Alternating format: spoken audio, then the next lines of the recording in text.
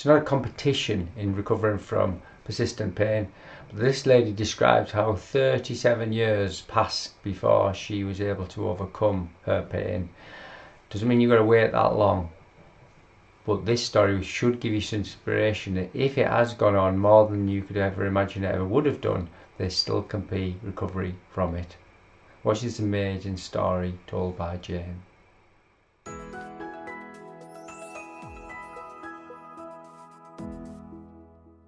We're on, Jayne. So thanks very much for agreeing to have a chat with me. So I'm in the UK and you're in Canada.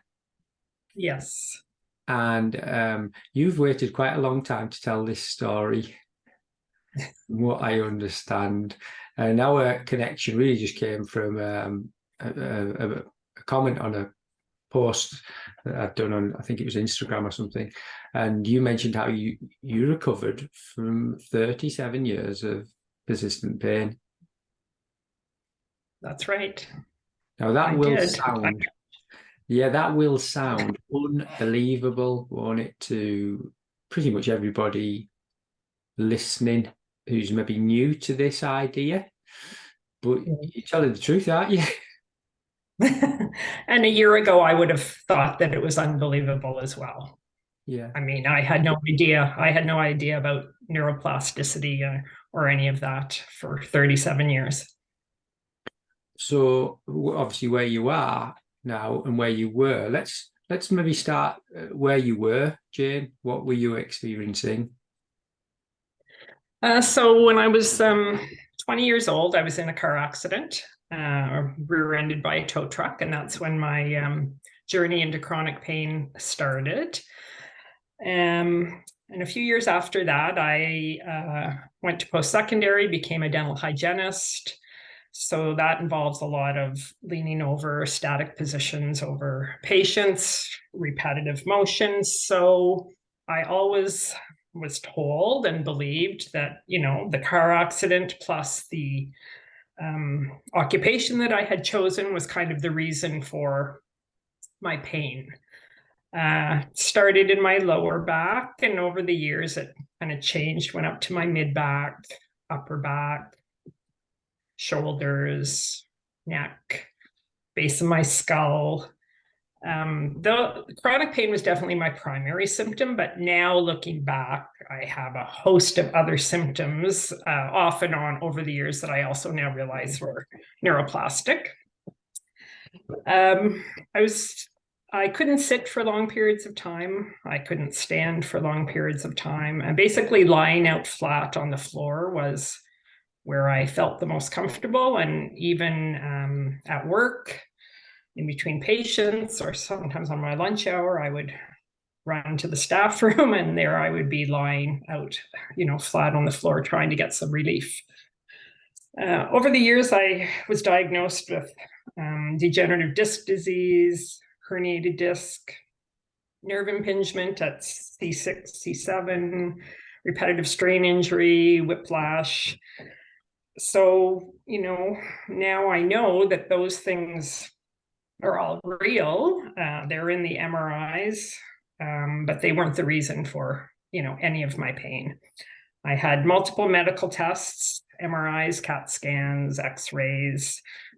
Over the 37 years, I had 5 different family doctors. I saw orthopedic surgeons, neurologists, went to physio, chiro, massage, athletic therapy, acupuncture, osteopath, Reiki, you name it. I went, tried different diets, gave up dairy, gave up gluten, really, I guess, kept searching for something that would give me some relief.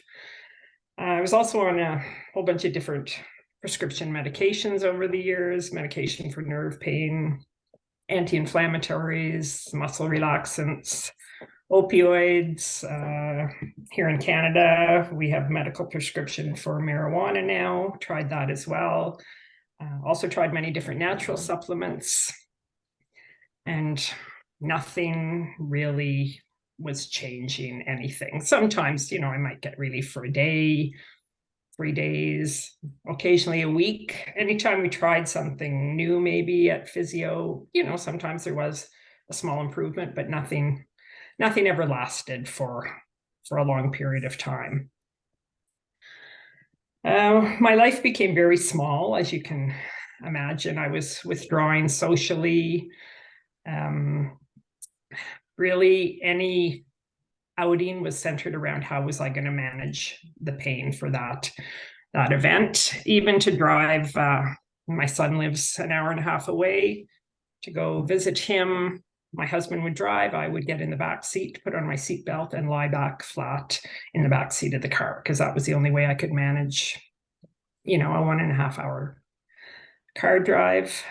And I also was, as my husband mentioned, maybe 6 months ago, I was doing a really good job of protecting everybody close to me from the misery I was really in. And that was utterly exhausting. And now I know that really was contributing to keeping me sick for so long as well. About 10 years ago, I started to think about the mind-body connection, just in terms of yoga, meditation, things like that. I was kind of desperate to try anything. And I also did a mindfulness program, and I did find some relief from those modalities. Probably maybe I got 10% better practicing those modalities. So I did know that there was a mind-body connection, and I did start to realize that if I was stressed, my symptoms were worse. But still, I didn't put any strong connections together.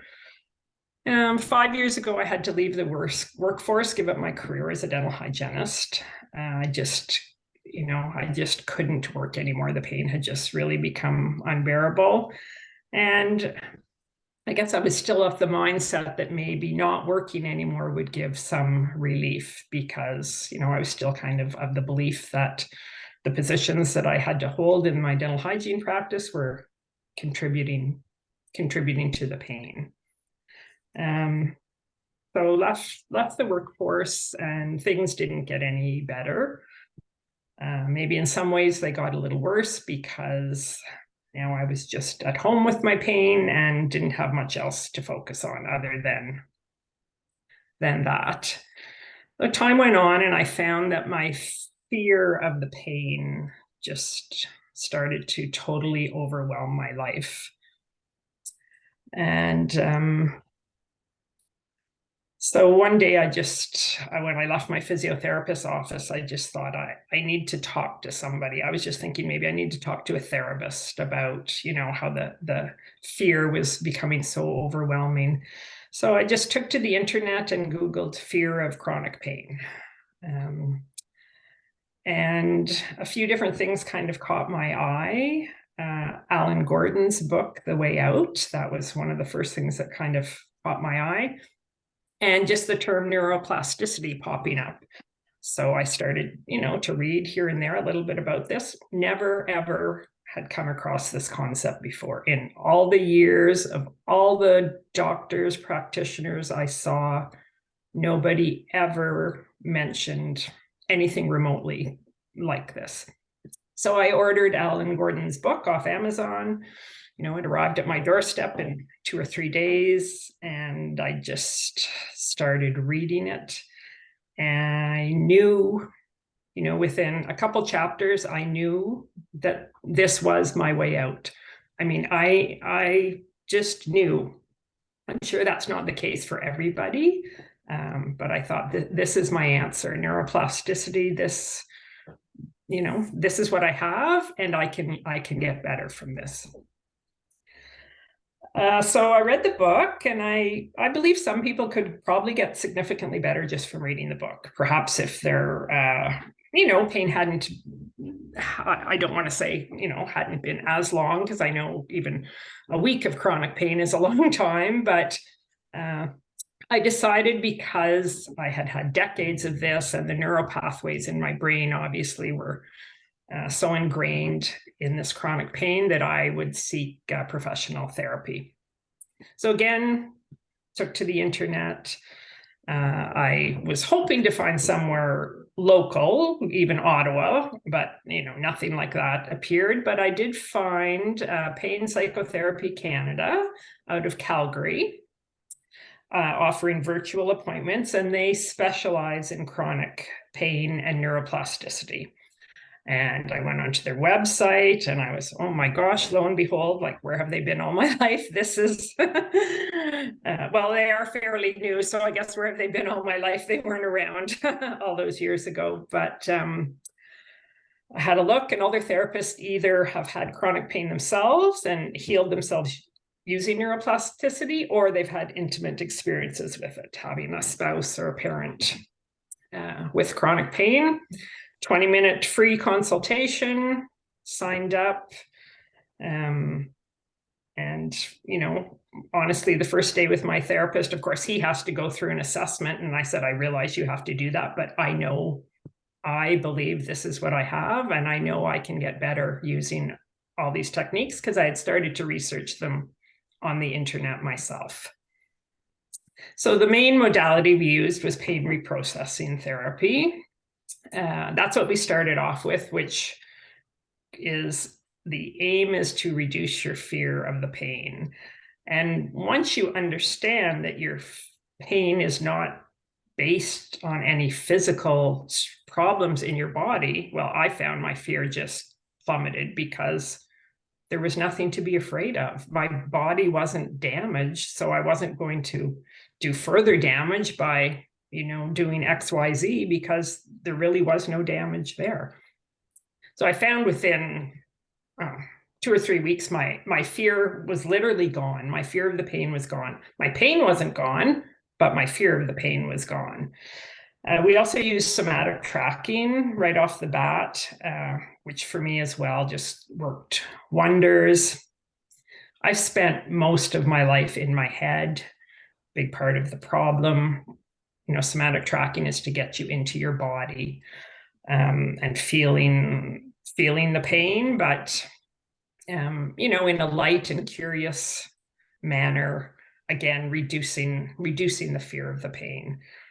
We also used emotional awareness and expression therapy, something we didn't get into that until several sessions in, and that's was always an optional thing. Did the client want to do it or not, etc. But I knew from my own research, I had quite a bit of trauma in my background, and that long-term recovery is more, I don't know if I want to use the word guaranteed, but if you address the trauma that has happened and all the repressed emotions that have been going on for years and years. So within a few weeks, I knew I was on my way. I mean, it wasn't an easy journey, but I could see the difference almost right away. Not just in the physical symptoms, but just in how I felt about myself, how I felt about life. A big part of it is to start to engage in life again, because there's no reason not to, because there's nothing to be afraid of. So, with graded exposure, I started to engage in life. I, got back on a bicycle, got back in a kayak, short periods of time initially. And, symptoms would pop up here and there, but do it again the next day to tell my brain, this is safe. It's safe to do this. I mean, that was really amazing for me to be able to do that. Also, a big part of the therapy is regulating your nervous system. Really unknown to me, my nervous system had really been dysregulated my whole life. Unknown to me, I guess, because that's was all I knew. That was the only way I knew how to feel. So, and I believe for most people going forward, the longevity of recovery is it's very important to keep the nervous system regulated. It's a key component of keeping the symptoms at bay, and also when the symptoms come, because they will, they will come back.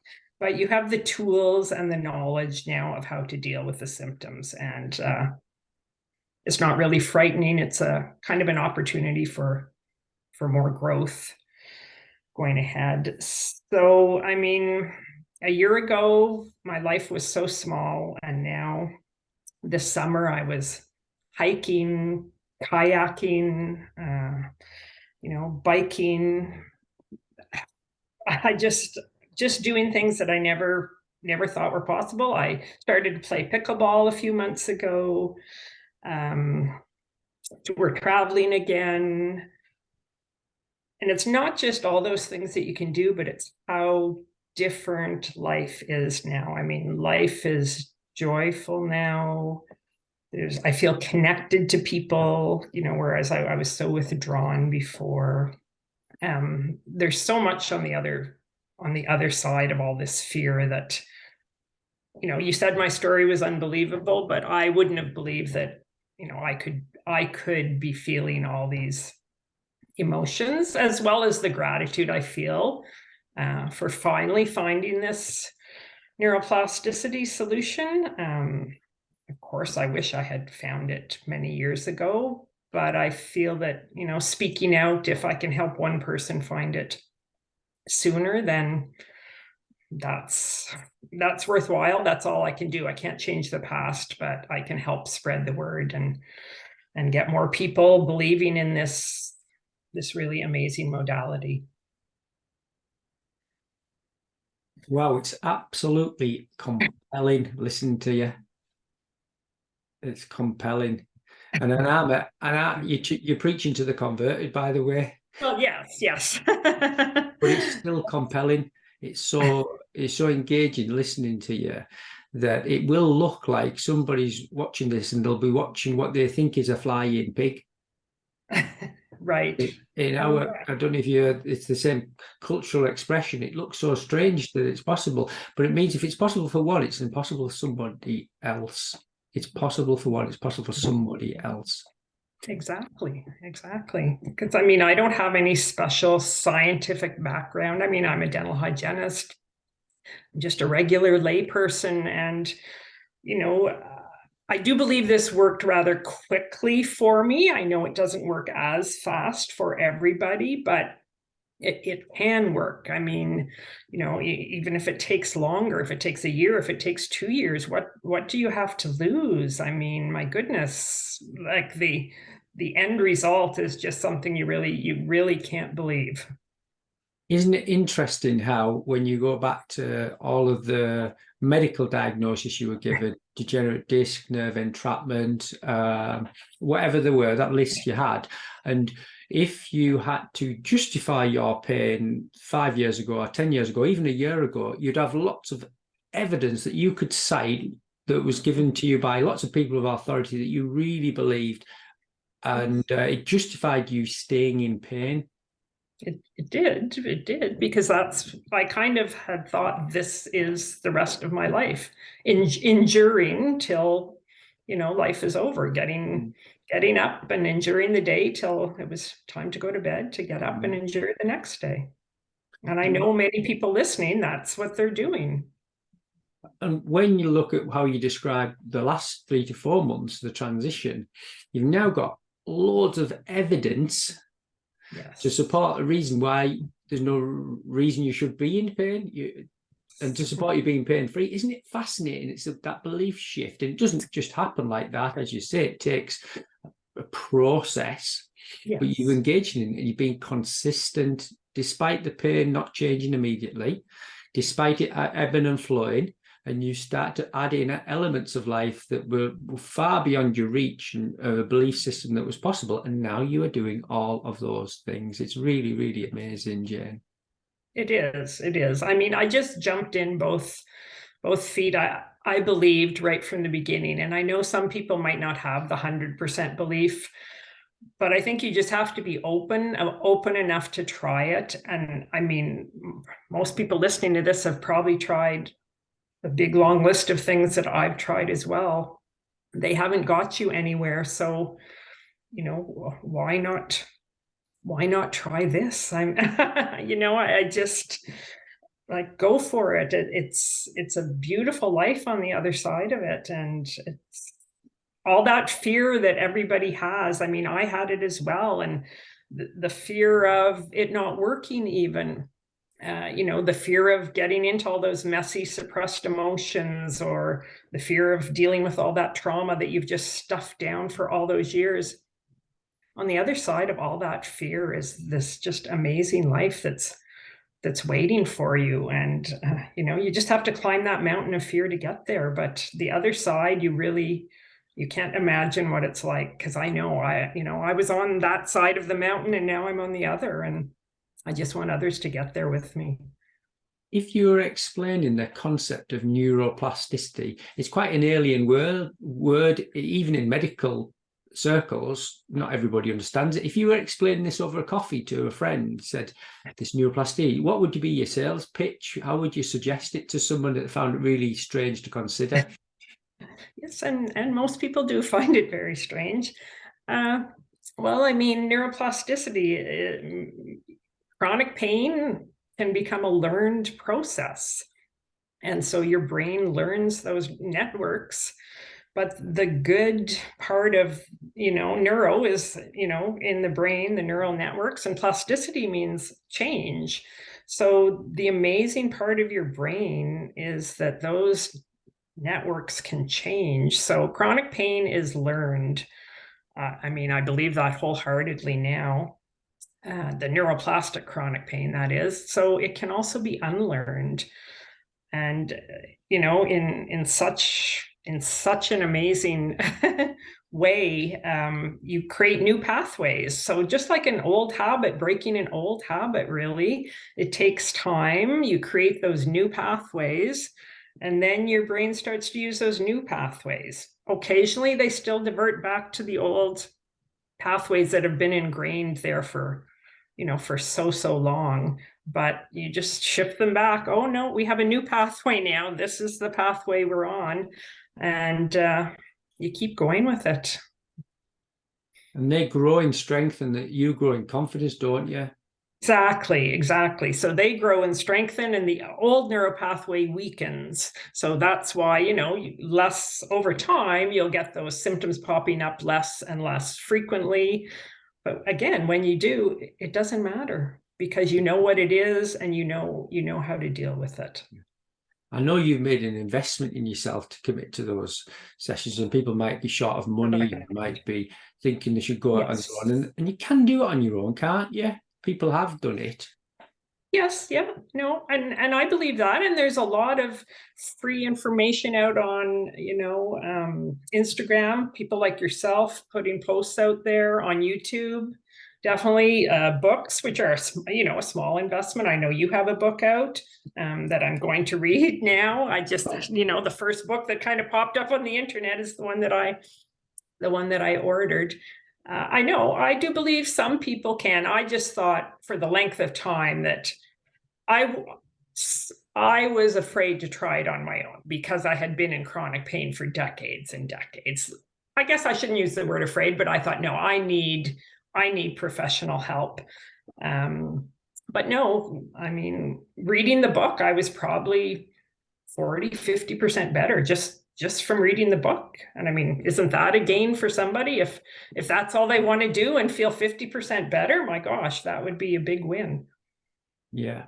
And it's not unreasonable what you've done at all to kind of evaluate your situation. You've made a small investment of the book initially, and you intellectually can grasp the concept quite clinically, and that may start to make sense, because it was just a new concept. It's not like you dismissed it for years. It just wasn't around your conversation points.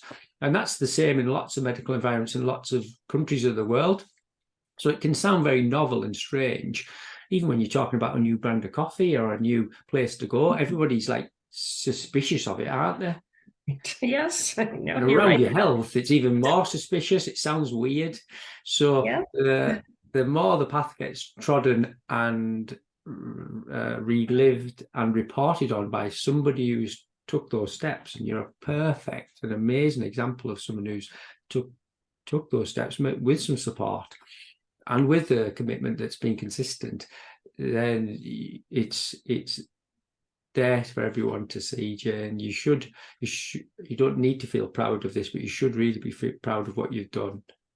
Yes, no, and I'm proud of myself, and I'll also say that I've really learned about myself in ways that got to know myself in ways that I never knew before, and I'm having lots of fun with this new person. Yeah, and could I just ask, you've completed your treatment now? Is it kind of, Jayne, just see how you go, and we're happy with how you're doing, and you're on your own? I'm very happy with how I'm doing. My therapist and I have just kind of left it now at like, I'll get in contact if I want another appointment with him or need another appointment. Yeah, I'm 99.5% symptom free. I still get the odd little symptom popping up here and there, usually from an emotional issue. But I know, I have all the tools, and I'm going forward, making big plans, more trips. I feel like I'm making up for 37 years of lost time. I'm doing all kinds of things now, and I'm enjoying every day to the fullest. Yeah, it's lovely to hear it. And I'm grateful for you sharing this time with you to share that story. And are you doing other things like this? Can people contact you? Do you have I don't know if you're happy to put some sort of contact address or any, like a way of watching your story, or they'll be able to see this, but do you have any other avenues of telling this story? I've spoken with a pain specialist in Toronto to her pain management team, but I'm not really out there too much on social media, but I could give you my email address, and if somebody wanted to contact me, I'd be like through that avenue. That'd be fine if they had any questions that they wanted to ask me. And I do have another interview coming up with another physiotherapist, actually from the States.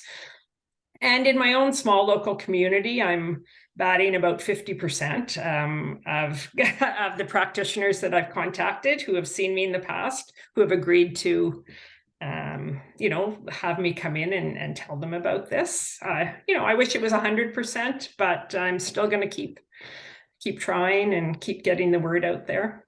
Oh, that's great. I appreciate that as a contact, and you can accept or decline the approaches, can't you? But people who to listen to you and to someone to speak to you, should they choose to, and you connect in any way, then it's a very personal story you're telling, and someone listening to that and connecting with someone who's already recovered is a really good thing for their brain to actually conceptualize, isn't it? Right. No, definitely. No, I understand that, and yes, if somebody wants to contact me, I'd be more than willing to chat with them over the internet and answer any questions they have, because I am passionate about helping others find the way to the this other side of life that's so wonderful to be at. Yeah, thank you. Can I just ask, just before I let you go, you did mention that you've approached some of the people who used to treat you. Right. And, wanted to kind of explain to them, how did the ones that not rejected, but weren't that forthcoming on listening to that, does that surprise you then, anyway? I guess disappointed, surprised, maybe not really, because a lot of them, like you, or physiotherapists or athletic therapists, maybe they feel a bit threatened by this new modality, but you've worked it into your own practice in an amazing way by treating people with persistent pain as well as treating people with acute pain. So I don't think it has to be one or the other. You've integrated it into your own physiotherapy practice, but I think we're a long way in my little small community from that happening. So no, definitely disappointed. I might still give it another try. I might send them actually this interview, in the hopes that they look at it. Well, it's all just putting it out there, isn't it? Right. Whether that's a talk to a local community centre, whether it's a one-on-one with an email, whether it's a talk by like this that might be watched by 100, or over a year or two, maybe 1,000 or two or more. Who knows where it goes? But I'm so grateful for you giving me your time, Jayne. I do see a lot of flying pigs. I'm very grateful for seeing other people that have succeeded. And it isn't a question of who's had the longest pain and recovery from it. Yours is truly an amazing story, and I'm sure it'll inspire people, whether they've had pain for 3 weeks, 3 months, or 3 years or longer, to show recovery is possible. Yes, definitely is. And it was a pleasure to be here speaking with you, Drew. Yeah, Jayne, thanks very much. Stay on the line for a moment. I'm just going to press pause on this recording. Sure.